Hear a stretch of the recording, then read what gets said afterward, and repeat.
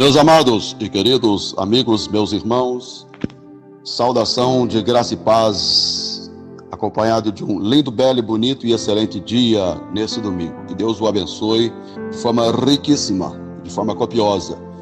Aqui é teu irmão, pastor Claudinei Gomes. Estamos chegando para mais uma manhã teológica. Manhã esta que a gente vem comendo, alimentando e degustando da santa, poderosa e inerrante palavra do eterno Deus. Não é uma manhã de uma mensagem eletrizante, todavia uma manhã de mastigar todo o conteúdo e sais minerais pelas quais a Bíblia tem a nos oferecer, para que possamos estar muito bem vitaminados, pela quilometragem do caminho chamado vida. Entre muitos e muitos temas que nós abordamos aí, estamos aí já por um bom tempo, todo domingo de manhã. Caso alguém quiser esses temas, depois você me dá um toque, a gente faz notória e extensiva a todos vocês, tá bom? Porque toda semana tem muita gente entrando aqui no nosso celular, então a gente não consegue tá lembrando, então, de estar mandando. Então, caso você quiser, você pode entrar aqui no nosso privado, tá bom?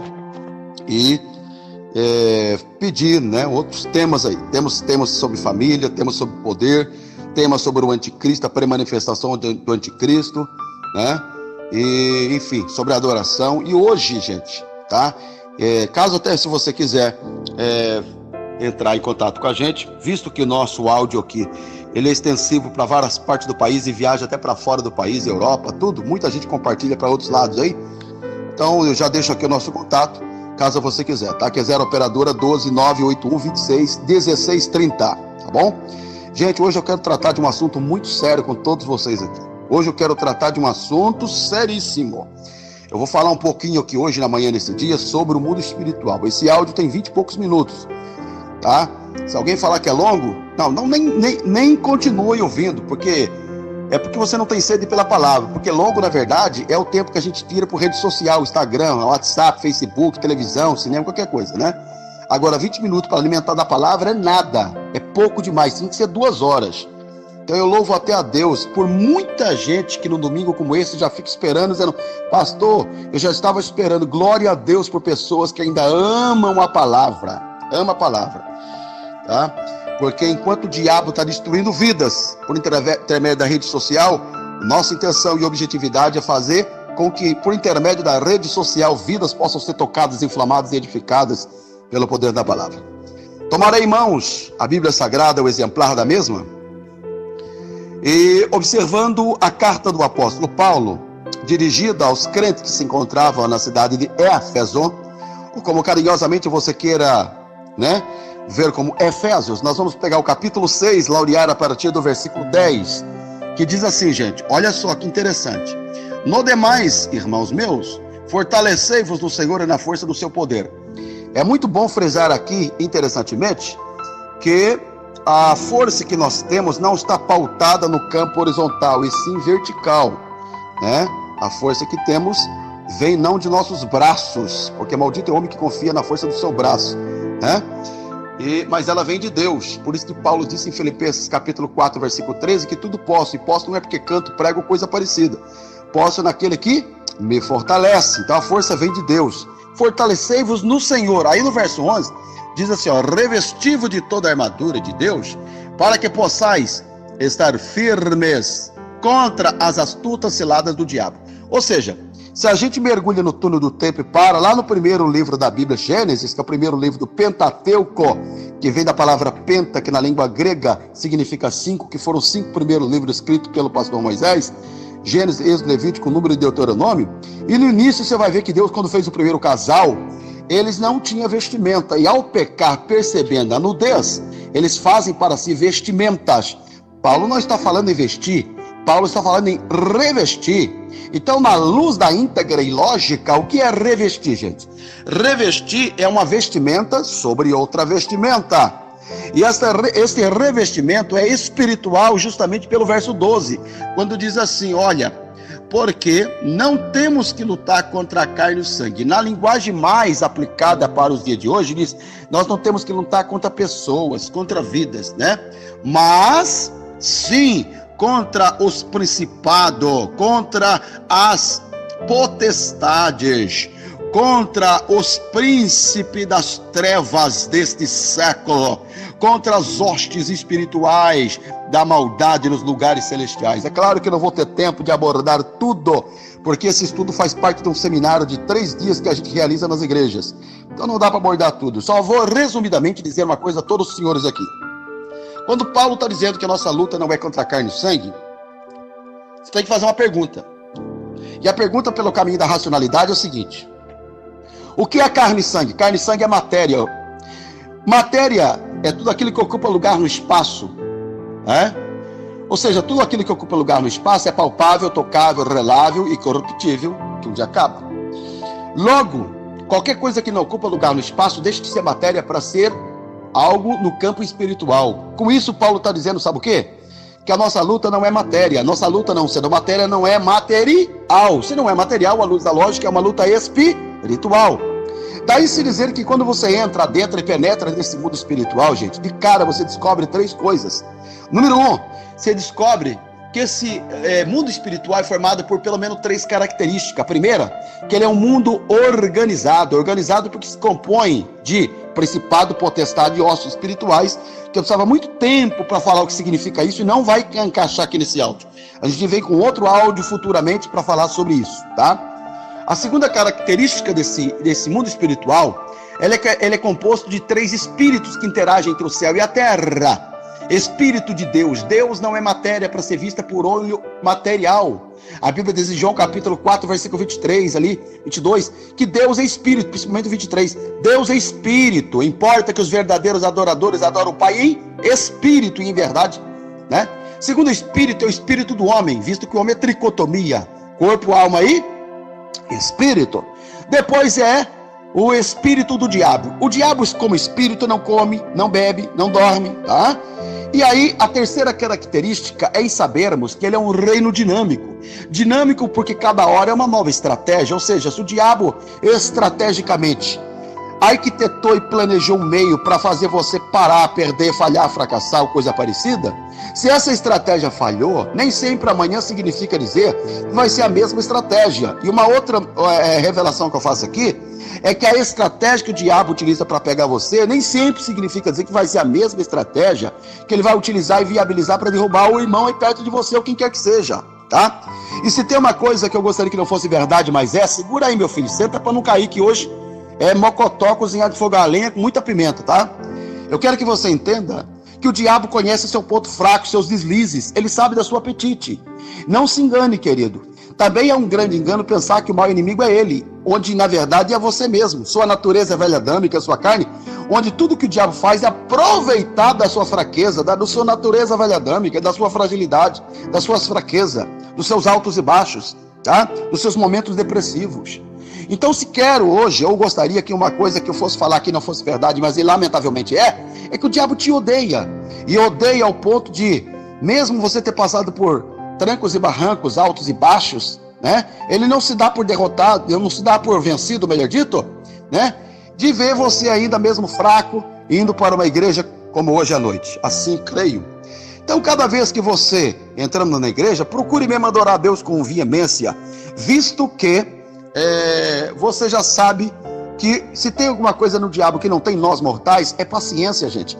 Ou seja, cada vez que você puxa o oxigênio pelas suas narinas e libera o gás carbônico pela sua boca, tem algo no diabo que não tem nós, chamado paciência de observar, que ele vai esperar aquele momento mais estratégico, tá? Para pegar você, arrebentar com você, entendeu?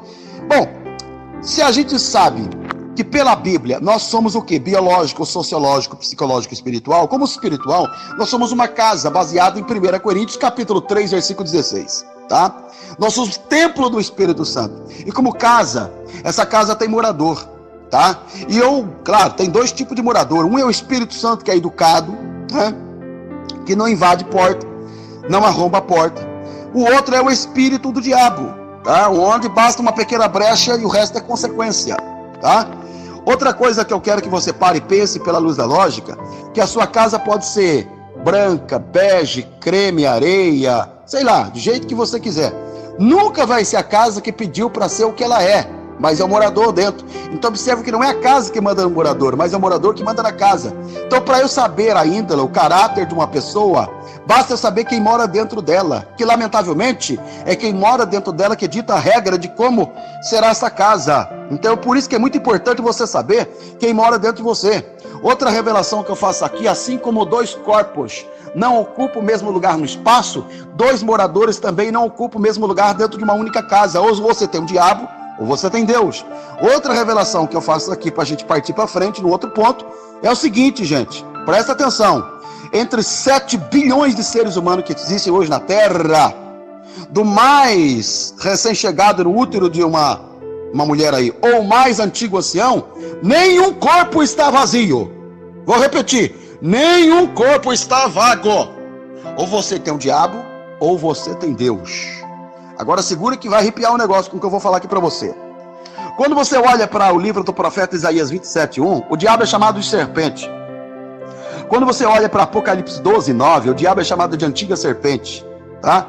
Quando você vai para Lucas 10:19, a Bíblia nos deu autoridade para pisar em serpente.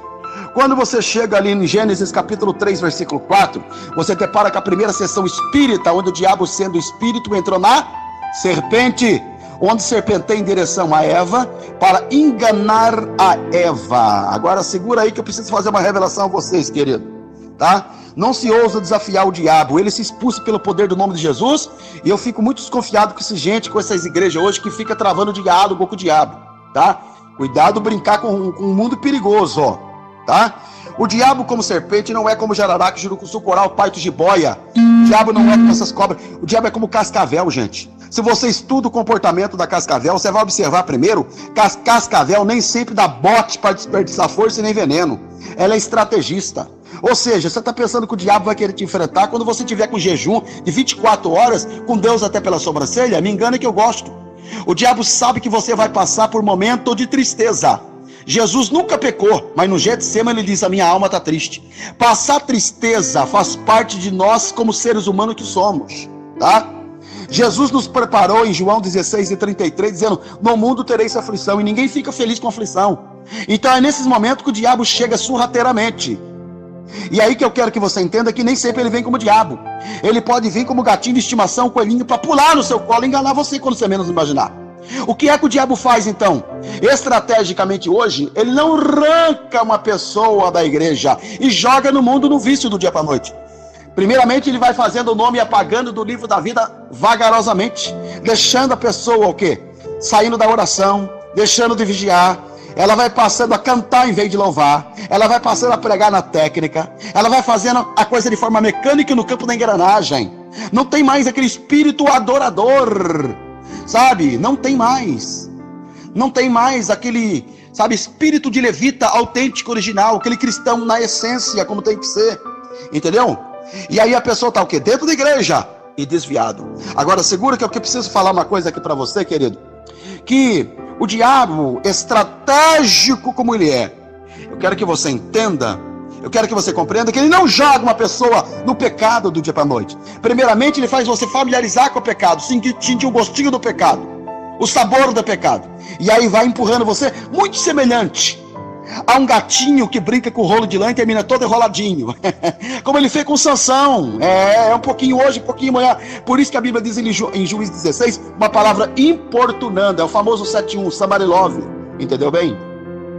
Vai levando você para dentro do mar com a maré baixa. E a maré sobe em questão de segundo e laça você quando você menos imaginar. Meu querido, a coisa é um pouco mais embaixo. Entre 1 milhão de coisas que eu tenho para falar aqui, falarei só as mais essenciais para que a gente ganhe tempo, tá? Então, repito, se não se usa desafiar o diabo por ser perigoso, ele se expulsa pelo poder do nome de Jesus. Lucas 10:17, depois você confere lá, tá? A Bíblia apresenta ele como Satanás, que quer dizer o quê? Adversário. Vou citar 20 nomes nele na Bíblia. Não se usa nem falar Zé Pilintra, Exu Caveira, esses são tudo títulos titularizados por nós, homens e seres humanos. Na verdade, quando você vai para João capítulo 13, versículo 27 e Apocalipse 12:9, ele é chamado adversário opositor, tá? Quando você vai para Mateus 4, versículo 1 e Lucas 4:2, ele é chamado de acusador, aquele que acusa, aponta o dedo no seu nariz. Quando você vai para João 12 e 31, ele é chamado príncipe desse mundo. Agora segura aí.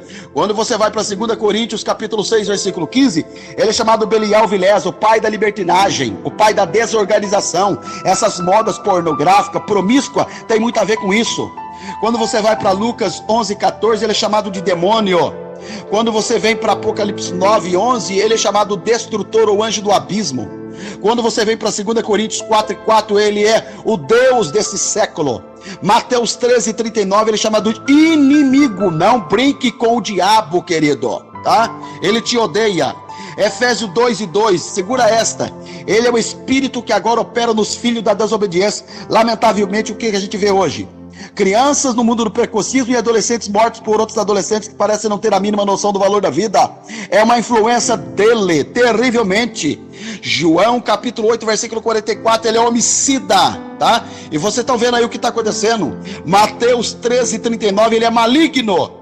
Agora, João 8 e 44, o diabo não tem família. Mas ele, para mim, então, é um pai solteiro porque tem uma filha. E João 8, 44, a filha dele é mentira, porque o pai da mentira é o diabo. E o que tem de crente andando aliado com a mentira, tá? Porque se a nossa luta não é contra a carne e o sangue, a nossa luta, meu filho, é com ele. Agora, lamentavelmente, tem gente que se prepara pelo campo teológico, tá, pelo campo filosófico, estuda tudo, estuda tanto dia por aí, e pega as armas e guerreia contra o irmão. Pega as armas e guerreia contra o seu próximo. Pega as armas e guerreia contra o irmão, contra o vizinho, sabe? Vou dizer uma coisa para você, segundo o campo da psicologia, existe pelo menos 4 ferramentas usadas por todo fofoqueiro, linguarudo e chafurdento, gente. Que é inveja, ciúmes, orgulho e sentimento de culpa. Eu conheço pastores por aí aliado com as trevas, com o mundo da promiscuidade, não vive o que prega, não vive o que canta, nada disso, sabe? A coisa é um pouco mais embaixo. Quando você olha para Mateus capítulo 9, versículo 34, você vai ver, sabe o que? Ele é o príncipe dos demônios. Você pode conferir também em Mateus 12, 24. Quando você olha para Efésios 2 e 2, ainda ele é o príncipe da potestade do ar, tá? Vou dizer uma coisa para vocês. Existe um demônio perigoso hoje que gerencia o nosso solo pátrio, chamado savana. Precisava muito tempo falar sobre isso aqui. Não é nem o que eu vou falar aqui, vai ficar por uma outra ocasião. Se Gênesis capítulo 3, versículo 4, Isaías 27, 1, como ora se tem os senhores, chamado ele de serpente, né? E Apocalipse 12, 9, como antiga serpente. Você vem agora para Mateus 4 e 1, ele é chamado de tentador. É literalmente aquele que tenta fazer você beijar lona, arrebentar, tá? E quando você vem para Apocalipse 12, 7, ele é chamado de dragão, tá? João 10 e 12, ele é chamado de lobo, né? E cuidado, porque aqui na terra o lobo não vem como lobo. Mateus 7,15 ele vem com capa de ovelha, tá?